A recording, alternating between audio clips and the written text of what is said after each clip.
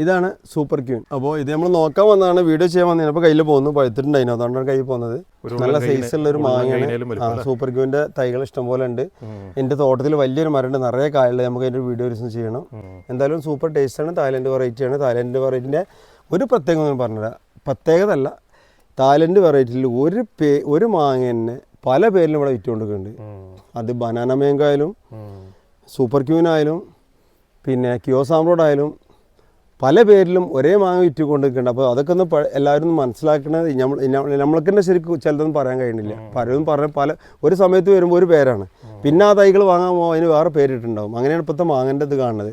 അപ്പോൾ ഞാൻ ഇപ്പോൾ നാടൻ മാവിനങ്ങൾ ഇവിടെ നമ്മളെ നാട്ടിലെ കായ്ച്ച നല്ല മാവുകളുണ്ടെങ്കിൽ അവിടെയൊക്കെ പോയിട്ട് തൈകൾ കമ്പെടുത്തിട്ട് തൈകൾ ഉണ്ടാക്കിയിട്ട് 100% ടേസ്റ്റോടുള്ള മാങ്ങകൾ തൈകൾ ഒരു 10-20ഓളം വെറൈറ്റി നമ്മൾ മാവുകൾ ഇപ്പോൾ തൈകൾ ഉണ്ടാക്കി കൊടുക്കുന്നുണ്ട്.